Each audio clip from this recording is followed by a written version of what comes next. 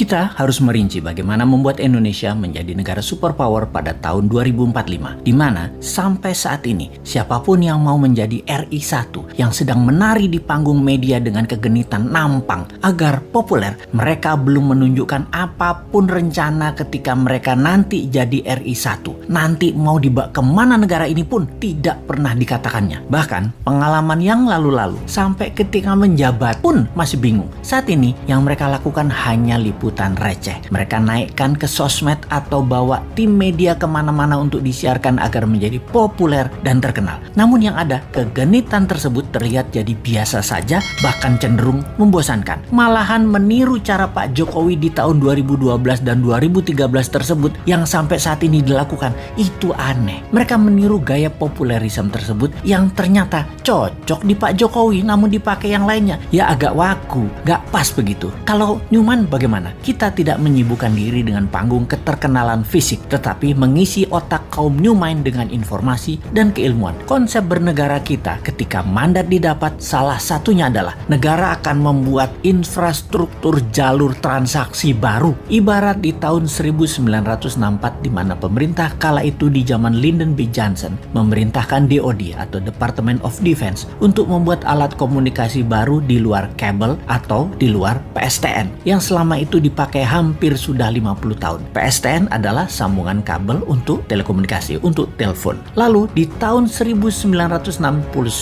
lahirlah yang namanya internet, dan di tahun 90-an masa jayanya isinya internet. Hingga saat ini internet menjadi alat komunikasi dan transfer data utama dunia. Sama, dulu kita infrastrukturnya perbankan, kredit card, ATM untuk menyalurkan uang beredar. Kedepan kita akan membuat infrastruktur transaksi perpindahan aset digital emas, yang mana emas fisiknya ada di Nusantara Metal Bank, semacam lembaga di Swiss yang terkenal yaitu Swiss Metal Bank, bank metal milik Swiss yang isinya logam berharga, noble metal atau PGM, precious group metal, ditabung disimpan sebagai underlying mata uang Swiss. Sekarang dengan digital teknologi tak perlu lagi menerbitkan mata uang, pindahkan saja ke emas atau PGM ke sesama akun tadi, maka transaksi berbasis logam mulia bisa dilakukan. Itulah muasalnya dinaran, di mana jika kita dapat nanti dinaran akan dilepas oleh Bosman menjadi milik negara Nusantara. Pakailah dinaran sebagai kastodian Bank Metal Nusantara dan alat tukar transaksi terpercaya di seluruh Indonesia. 1 tahun sejak Newman pegang mandat, sejak tahun 2025, maka dinaran menjadi instrumen metal transaction. Ditarget dalam 5 tahun 70% transaksi di Indonesia pakai emas, dan 5 tahun berikutnya 70% transaksi ASEAN memakai emas. Dalam 10 tahun ASEAN dan 30% dunia pakai emas transaksinya. Itulah di tahun 2035. 10 tahun kemudian atau 2045, 60% transaksi dunia pakai emas berunderlying Nusantara Metal Bank. Di backup pasal 33 Undang-Undang 45, semua harta sumber daya alam dikuasai negara dan dipakai untuk kepentingan rakyat Indonesia awalnya dan untuk kepentingan rakyat dunia